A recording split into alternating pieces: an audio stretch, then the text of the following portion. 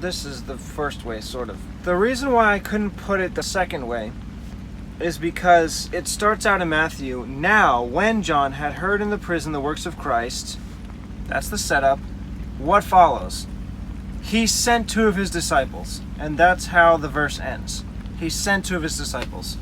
Because this, that. If I was to do as I was thinking, have that set up, now when John had heard in the prison the works of Christ, switch over to Luke, and the disciples of John showed him of all these things, that's just an adding to the setup. It's like a because, and because, it means you can't end that with a period. You have to put a comma and then a what happened next. But that's not how it goes in Luke. It just says, the disciples of John showed him of all these things. It's just a thing. This is what happened. It's not another because. It's not another cause, as it would seem if I added that to now when John had heard in the prison of the works of Christ.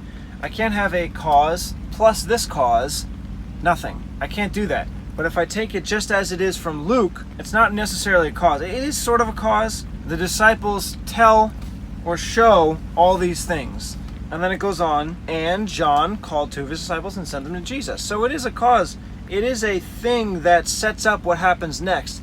But it's not part of the same sentence as what happens next in Luke. And that's the problem.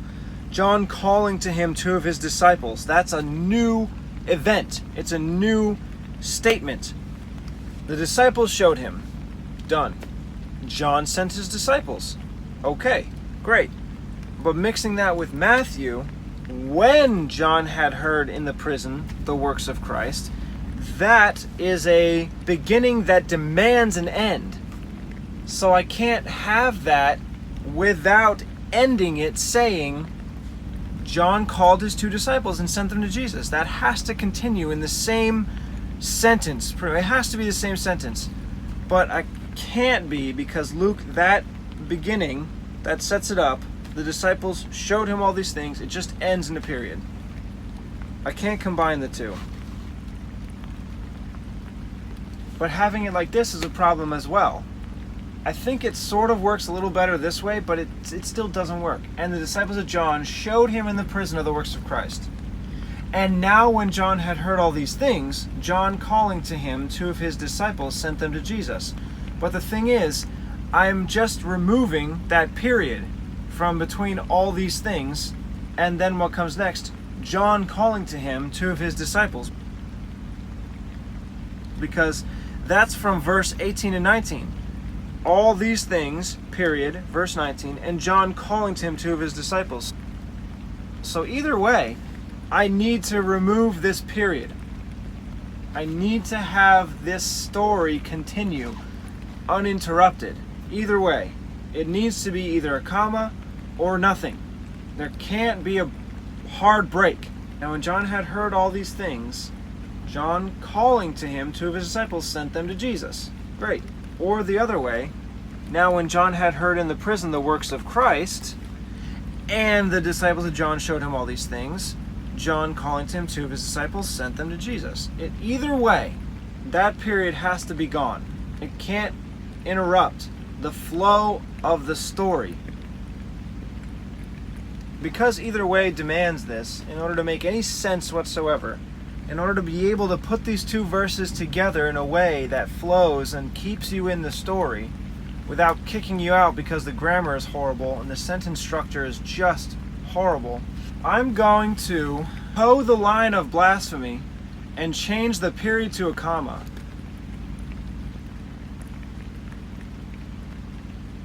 I'm going to do it. I'm going to change the period to a comma.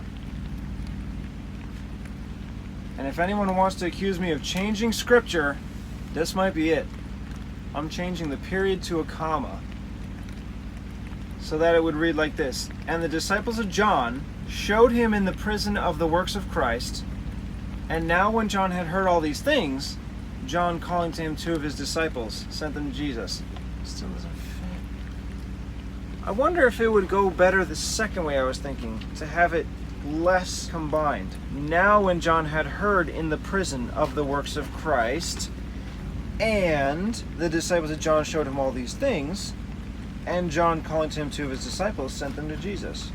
Yeah, alright, because this is already courting blasphemy by changing this period to a comma, I am going to put it back to the less reorganized verse from Matthew, so that it's as close to the original as possible, even though this mark is different.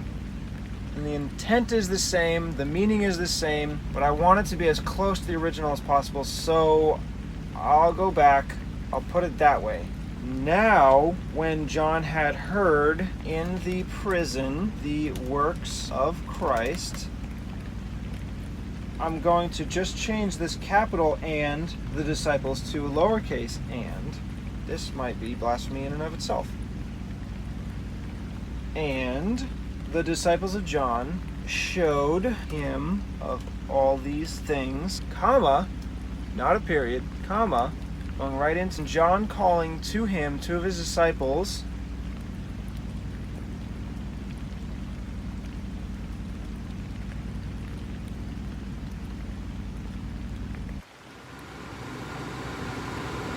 so that was a period.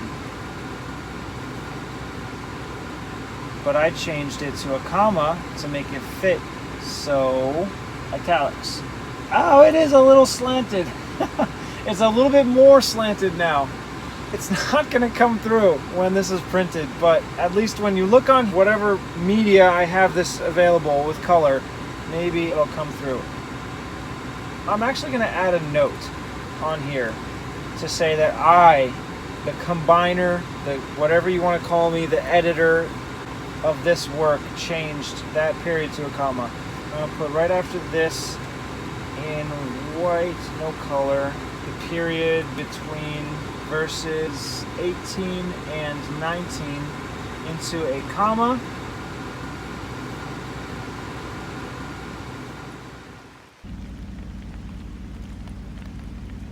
This is the final fulfillment.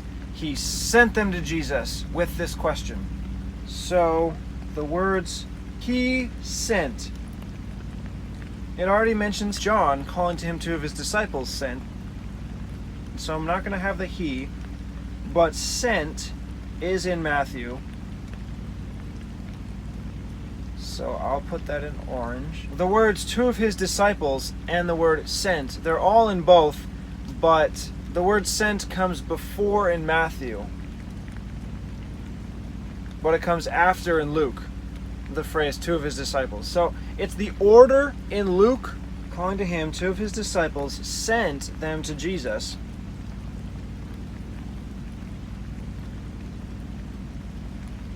But I'm still saying the word is also in Matthew, just to show you that it's similar. But I am cutting out he because this he is more fully explained in Luke, John.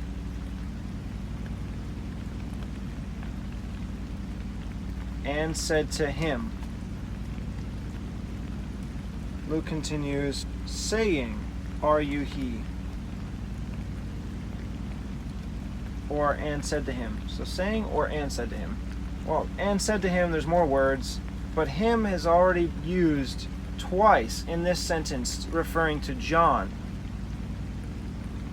So maybe I would just want to have saying, so that they're sent with the words and the message saying to Jesus. Yeah.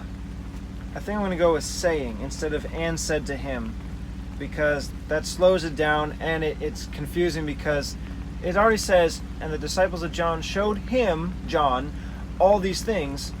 John calling to him, still John, two of his disciples, sent them to Jesus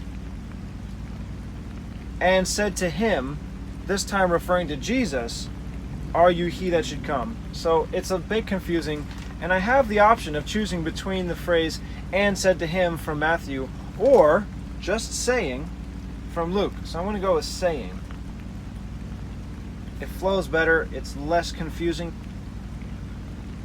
Now the quote, are you he that should come? Are you he that should come, or do we look for another? Or look we for another? Look we for another? Or do we look? Well, this first part is the same, so I'll just have it in place. Are you he? They have you and he capitalized. You because it's Jesus, he because it's Jesus. That should come. Or do we look for another? Or should I say, look we for another? I think I'll just keep it with the more modern, do we look for another? Do is only Matthew. And then we look, it's reorganized according to Luke. But both words are there, so I'll have it. We look for another.